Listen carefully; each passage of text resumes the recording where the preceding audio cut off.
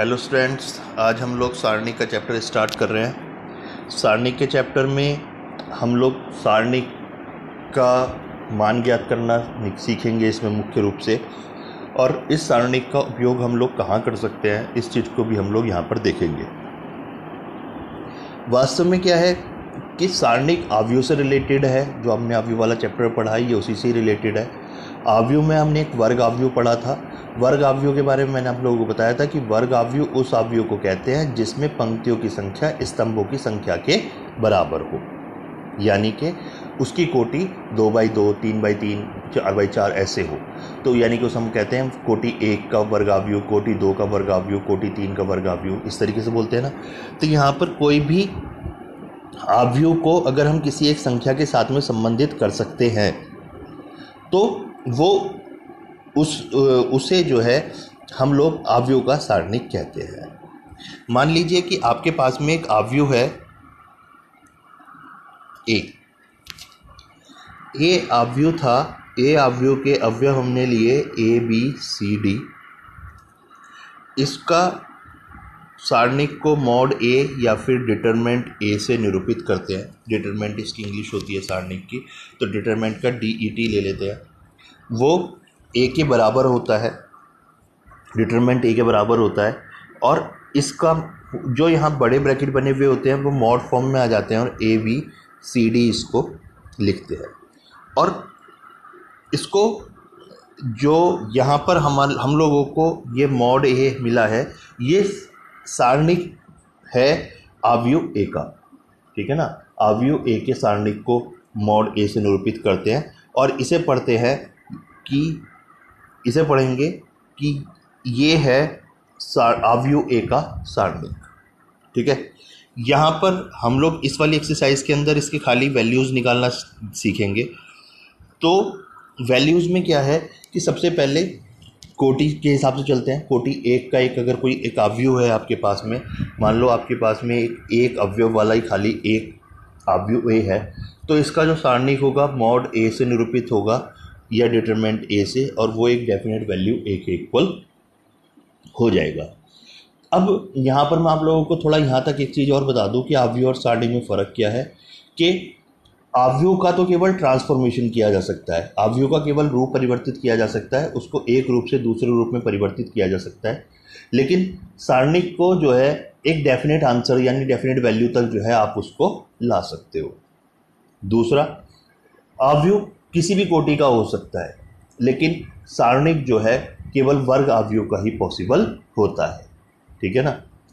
और मेन जो इसमें यही दो मेन अंतर है कि वर्ग आव्यूह का ही सारणिक संभव है।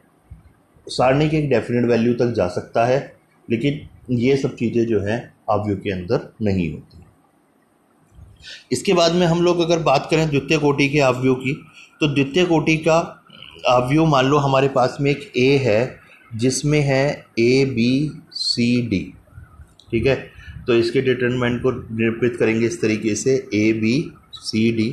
नॉर्मली हम लोग जब ज़्यादा परेशान होने लग जाते हैं तो इसे डेल्टा लिख के भी काम चला लेते हैं कि delta is equal to ABCD mod इस तरीके से, ठीक है ना। और ये फिर इसको सिंप्लीफाई कैसे करते हैं, इसकी मल्टीप्लाई इसके साथ माइनस इसकी मल्टीप्लाई इसके साथ में। ये हिंदी का 4 के लुक लाइक है, तो यहाँ पर इससे आता है AD माइनस BC, ठीक है ना। ये इस सारणिक का मान है कोटि 2 के। इन्होंने नीचे एग्जाम्पल दिखा रखे हैं कोटि 2 के लिए। एग्जाम्पल नंबर 1 और 2 जो हैं इन्होंने इसमें यही चीज़ दिखा रखी है कि जैसे उदाहरण नंबर 1 है, इसमें इसका मान ज्ञात करने के लिए कह रहे हैं। तो हम लोग क्या करेंगे, इसकी मल्टीप्लाई इसके साथ माइनस इसकी मल्टीप्लाई इसके साथ। तो 2 की मल्टीप्लाई 2 के साथ आ जाएगी और माइनस लगा कर आ जाएगा 4 इंटू माइनस का 1। ये सिंप्लीफाई करके 4 + 4 यानी कि आंसर आ जाएगा इसका 8। सेम इससे नेक्स्ट एग्जांपल में भी इन्होंने यही काम किया है कि इसकी मल्टीप्लाई इसके साथ करनी है इसका मान ज्ञात करने के लिए, और इसकी मल्टीप्लाई इसके साथ करनी है। तो यानी कि यहाँ पर ये आ गया है x into x minus x plus 1 into x minus 1। बाद वाले में a² माइनस b² का फार्मूला इम्प्लीमेंट करके इसको बना दिया x² माइनस 1, और फिर ये माइनस बाहर है तो ब्रैकेट खोलेंगे तो इसके साइन चेंज हो जाएंगे और प्लस वाली टर्म्स माइनस की हो जाएंगी और माइनस वाली टर्म प्लस की हो जाएगी और सिंप्लीफाई करके आंसर आ गया इसका 1। अब अगर हम आव्यूह 3 कोटि वालों की बात करें तो 3 कोटि वाले आव्यूह के लिए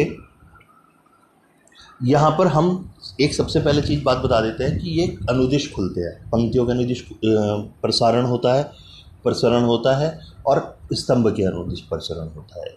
तो पंक्तियों के अनुदिश स्तंभ प्रसरण करने में और जो है हम लोग ध्यान रखते हैं, जैसे पहली पंक्ति के करेंगे तो इसमें चिन्ह चलते हैं, पहला चिन्ह प्लस का होगा, दूसरा माइनस का, तीसरा प्लस का होगा। दूसरी पंक्ति के रिस्पेक्ट में आएंगे अगर हम लोग तो माइनस प्लस माइनस, यानी कि पहली वाली जो टर्म होगी वो माइनस की होगी, दूसरी टर्म प्लस की होगी और तीसरी वाली टर्म माइनस की होगी। थर्ड कॉलम में, थर्ड रो में अगर हम जाएंगे तो वो प्लस माइनस प्लस में चलेगी। सेम जब स्तंभों की बात आ जाएगी तो वो उसी सीक्वेंस में plus minus plus, minus plus minus और प्लस माइनस प्लस की फॉर्म में चलते हैं।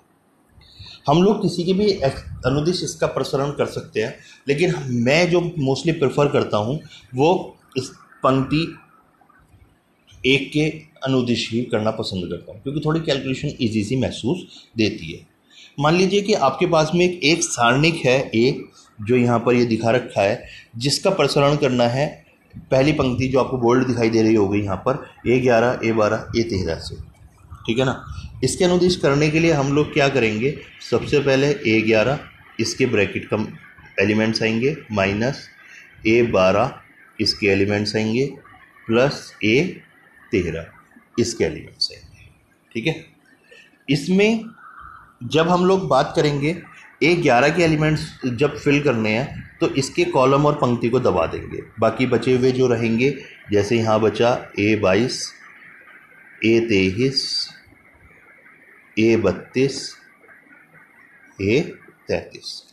इसी तरीके से A12 के लिए भी एलिमेंट्स को फिल करेंगे कि इसकी पंक्ति और इसके स्तंभ दोनों को दबा देंगे, बचे हुए एलिमेंट्स यहाँ पर आ जाएंगे A21, A31, A23 और A33।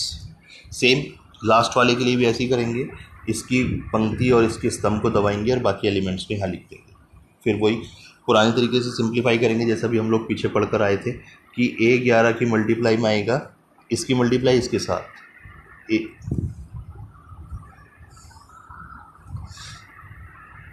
A22, A33 माइनस, फिर A23 और A32, फिर माइनस A12 वाली टर्म ऐसी आ जाएंगी और फिर आ जाएंगी A13 वाली टर्म इसी फॉर्म में, ठीक है। और ये जो सिंप्लीफाई करके, ये एक मेथड है, आप बस याद कर लो कि जब एक फिर इसको सिंप्लीफाई करके एक डेफिनेट आंसर तक हम लोग पहुंच सकते हैं। और ये जब सिंप्लीफाई हो जाएगा तो ये मतलब जैसे मैंने आपको लिख के दिखाया है, ये कुछ लोकल लाइक बिल्कुल सेम ये दिखाई देगा आपको, है ना। ये फार्मूला नहीं है, ये स्टेप्स का जो आंसर है वो आएगा। उसके बाद में आप इसको किसी भी पंक्ति R2 के अनुदिश खोलना चाहते हो तो मैंने जैसे आप लोगों को बताया था कि पहली टर्म इसकी माइनस की आएगी, दूसरी टर्म इसकी प्लस की आएगी और तीसरी टर्म इसकी फिर माइनस की हो जाएगी, ठीक है ना। और बाकी प्रोसीजर वही रहेगा, जौन सी भी पंक्ति में आ रहा है वो पंक्ति दब जाएगी और बाकी उसका एक्सपेंशन हो जाएगा।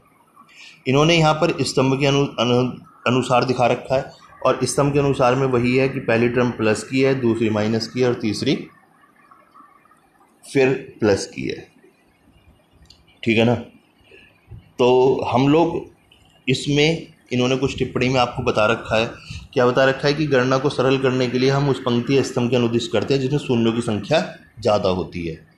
प्रसरण करते समय चिन्ह का ध्यान रखते हैं, -1 आएगा या फिर +1 आएगा, और उसको आप थोड़ा सा बेटर समझ सकते हो इस एग्जाम्पल 3 की सहायता से, जो इसमें आपको और ज़्यादा हेल्पफुल रहेगा। इसमें इन्होंने एक सारणिक ले रखा है, मैंने कहा था उसे डेल्टा से भी निरूपित कर सकते हैं। डेल्टा का ये सारणिक है, चूँकि इसमें शून्यों की संख्या ज़्यादा है तो इन्होंने स्तंभ 3 के अनुदिश खोल रहे हैं। स्तंभ 3 में जो बताया था चिन्ह आएंगे प्लस का, माइनस का, प्लस का, ठीक है ना।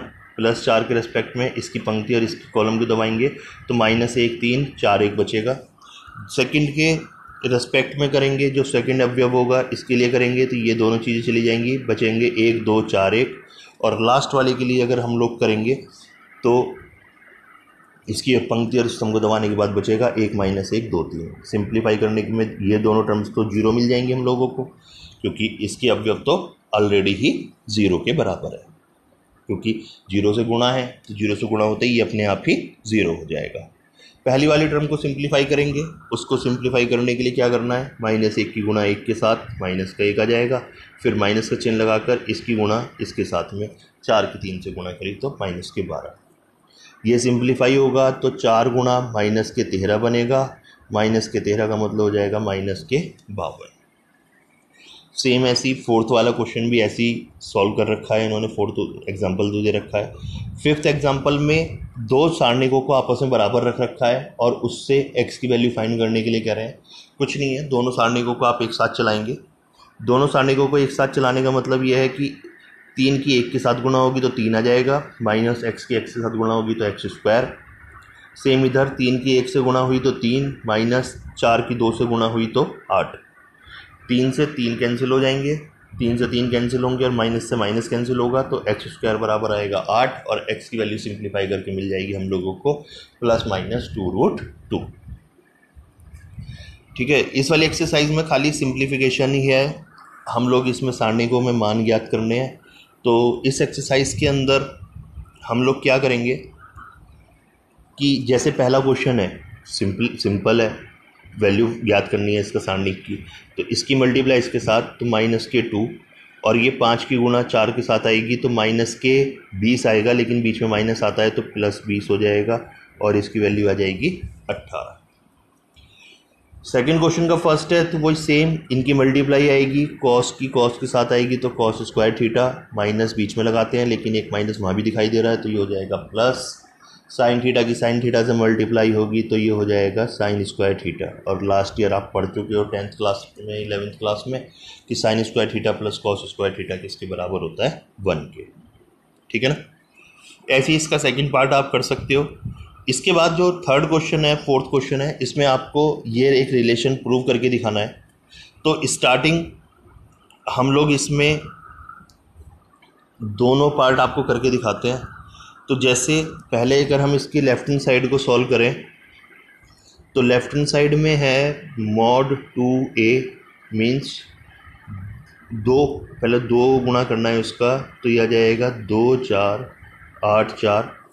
इसको सिंप्लीफाई करेंगे तो 4 दूनी 8 -8 चौक 32 और ये आ जाएगा -24। ये मॉड का मतलब ये मत समझना कि ये माइनस गायब हो जाएगा, ये तो रिप्रेजेंट कर रहा है सारणिक को खाली। फिर हम इसकी राइट हैंड साइड को सिंप्लीफाई करेंगे तो राइट हैंड साइड में इसका लिखा हुआ है 4 mod a के बराबर। 4 mod a का मतलब ये है कि 4 × 1 2 4 2 आ जाएगा, यहाँ पर 4 बाहर चलेगा भी, ये आ जाएगा 2 - 8 और 2 में से 8 गए तो बचेंगे -6 और -6 चौक 24। अब आप यहाँ पर देखो लेफ्ट हैंड साइड और राइट हैंड साइड दोनों की वैल्यू सेम आ रही है तो लेफ्ट हैंड साइड को लिख दिया जाएगा किसके बराबर, राइट हैंड साइड के। तो इसका मतलब क्या हो गया है, इसका मतलब हो गया है कि ट्वाइस ऑफ a का मॉड जो है वो 4 mod a के बराबर है। ठीक है, इसी तरीके से आप इसको क्वेश्चन नंबर 4 को भी आप सॉल्व कर सकते हो। क्वेश्चन नंबर 4 को सॉल्व करने में भी यही काम करना है, बस वो 3 कोटि का वर्ग आप व्यू बना हुआ है उसमें। इसके बाद में 5वें में जो मैं एग्जांपल में आपको दिखा चुका हूँ कि कैसे सारणिकों के मान ज्ञात करने होते हैं। ठीक है ना, तो आप इसको खुद ट्राई करना। छठा क्वेश्चन भी सेम ऐसी है। 7वें क्वेश्चन में इन्होंने क्या कर रखा है कि वही उदाहरण नंबर 5 वाला केस है कि दो सारणिकों को आपस में बराबर रख रखा है और आपको वैल्यू निकालने के लिए बोल रहा है। जैसे अगर मैं इसको देखूं तो ये आ जाएगा 2 × 1 = 2 -20 बराबर 2x² -6 चौक 24, है ना। सिंप्लीफाई हो गया बस अब तो ये हो गया -18 बराबर 2x² -24 यानी कि 2x² बराबर 24 - 18। 24 में से 18 जाएंगे तो कितने बचेंगे 6, यानी कि x² बराबर आ जाएगा 3 के और x बराबर ले लेंगे ±√3। ठीक है ना, ये इसी तरीके से इसका सेकंड पार्ट और 8th क्वेश्चन को सॉल्व करना है। आप लोगों के लिए आज इस वीडियो में केवल इतनी ही एक्सरसाइज है। अगली एक्सरसाइज नेक्स्ट वीडियो में समझाऊंगा, आप लोग ध्यान से इसको